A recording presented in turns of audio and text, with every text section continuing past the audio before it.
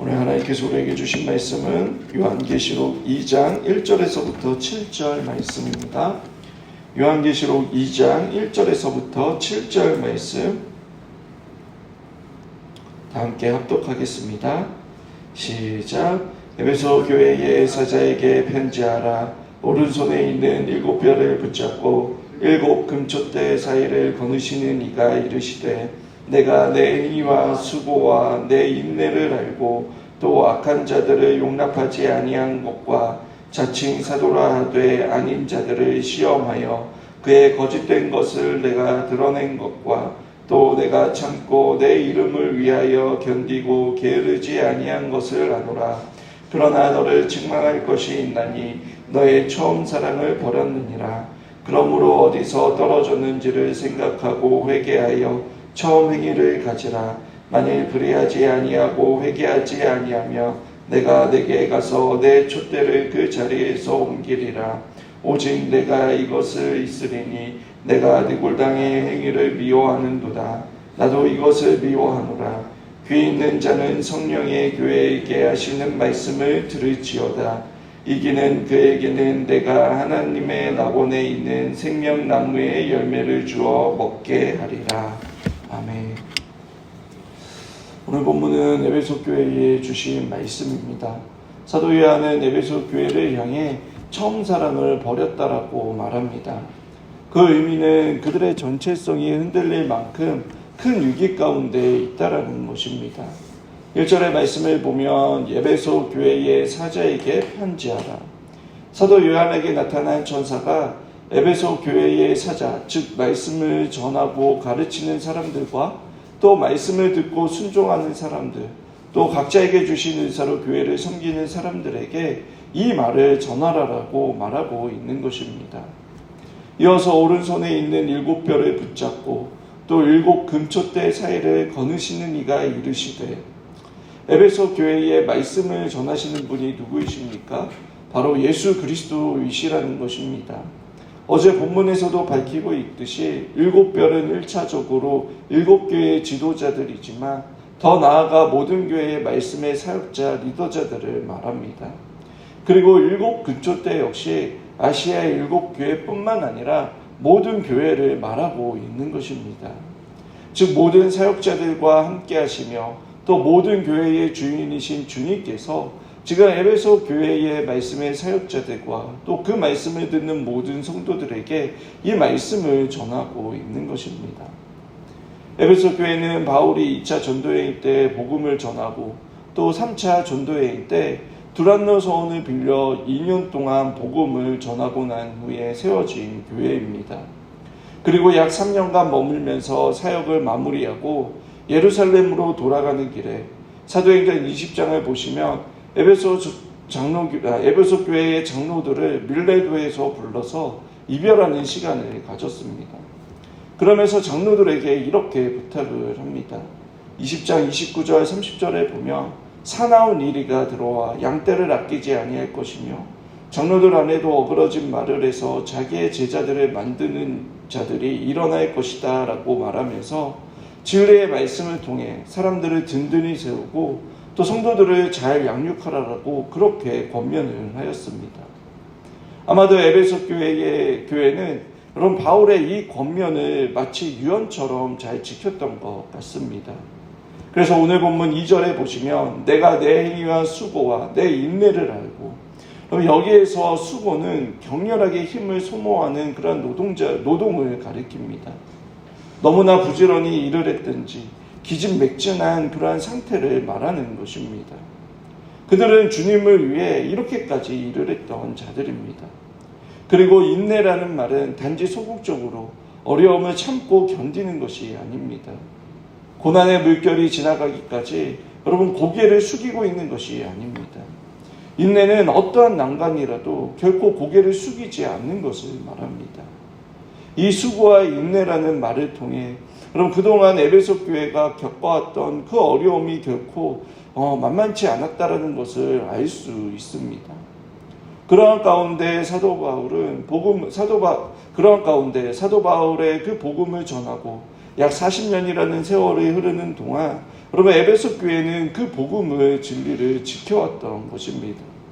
특별히 이어서 또 악한 자들을 용납하지 아니한 것과 자칭 사도를 하되 아닌 자들을 시험하여 그 거짓된 것을 내가 드러낸 것과 라고 말합니다.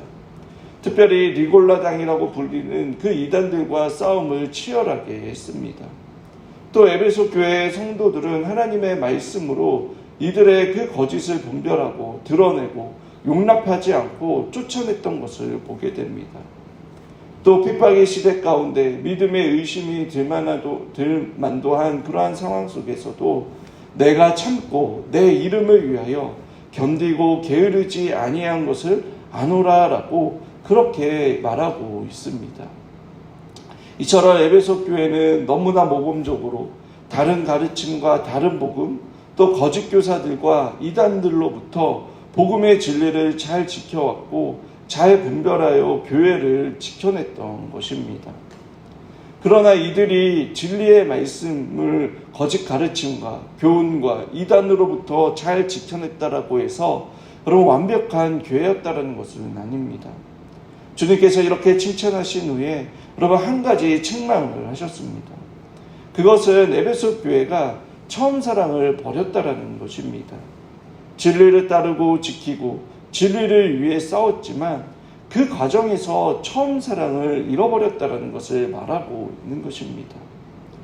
에베소 교회는 앞에서 살펴보았듯이 진리를 지키는 싸움을 하다 보니 여러분 자신들이 모르는 사이에 하나님을 사랑하는 일에 있어서는 서서히 식어갔던 것입니다. 진리를 따르고 지키고 진리를 위해 싸우는 것도 중요하지만 그것이 주님을 향한 사랑과 연결되지 않았던 것입니다. 성경의 대표적인 사람들로 여러분 바리새인들이 있습니다.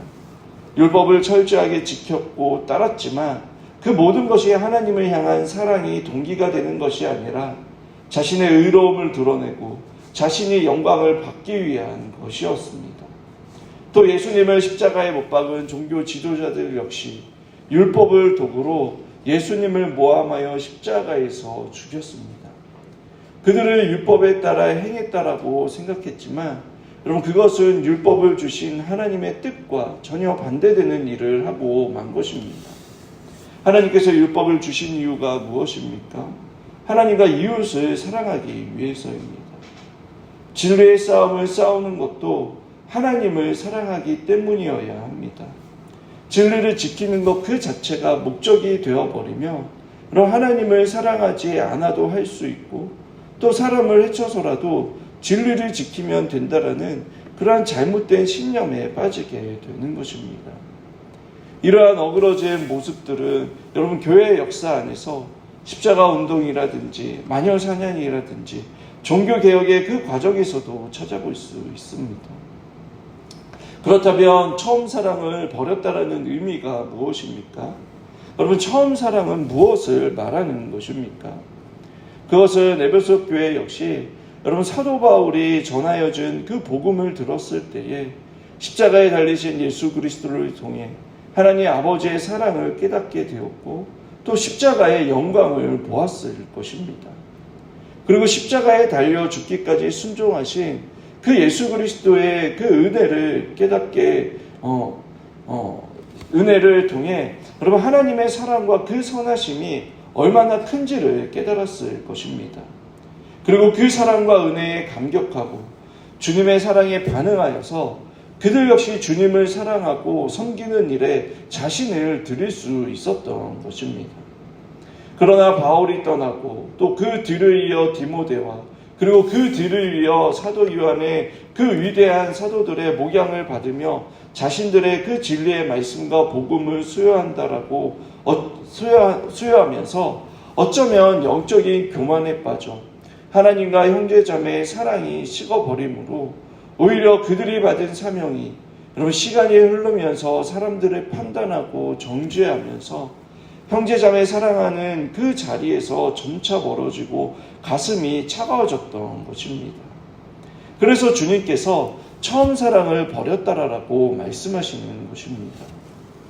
하나님의 말씀이 성령의 조명하심 가운데 자신에게는 엄격하고 타인에 대해서는 사랑하는 마음으로 오래 참고 너그러운 마음으로 받아줄 수 있어야 하는데 사랑이 빠진 말씀만 있으니 여러분 그것이 남을 판단하고 정죄하는 도구가 된 것입니다.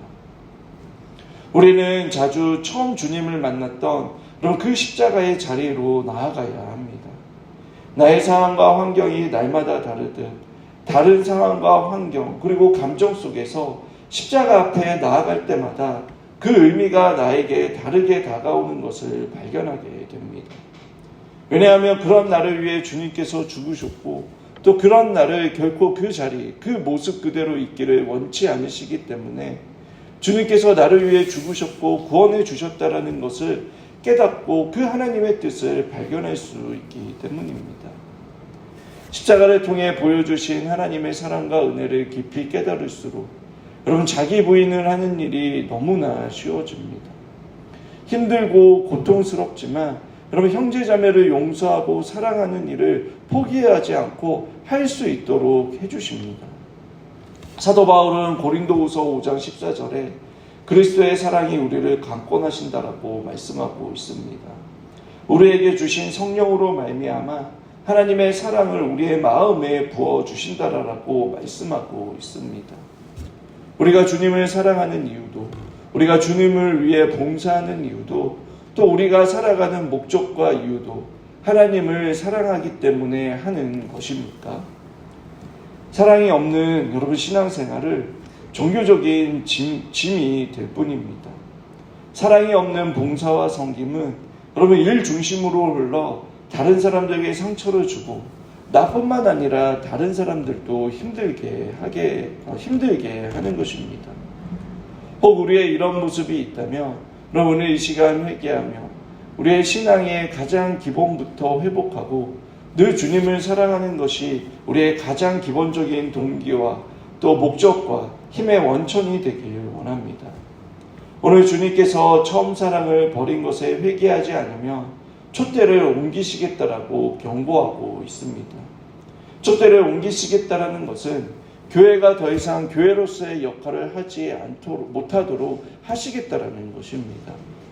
아무리 진리의 말씀을 수호하여도 사랑이 없으면 아무것도 아니라고 말씀하시는 것입니다. 우리가 주님의 일을 한다고 하지만 그 모든 것이 빈 껍데기일 뿐 열매도 얻지 못하고 오히려 책망의 대상이 된다라는 것을 말하고 있는 것입니다. 오늘 이 새벽 우리의 삶의 동기가 주님의 사랑으로 하고 있는지 또 주님으로 인하여 즐거워하며 하나님을 영화롭게 하며 살아가고 있는지 자신을 돌아보며 혹 우리의 마음이 화석처럼 굳어버려 있고 또 우리의 몫이 뻣뻣하여 자기 부인을 하지 못하고 있다면 우리의 마음을 갈아엎어 주시고 십자가를 통한 사랑과 은혜를 깊이 깨닫고 다시 주님께로 향하며 적극적으로 주님을 사랑하고 하나님의 나라와 영광을 위해 살아가는 그러한 주님의 자녀들이 되는 저와 여러분들이 되시길 주님의 이름으로 축원합니다. 오늘 우리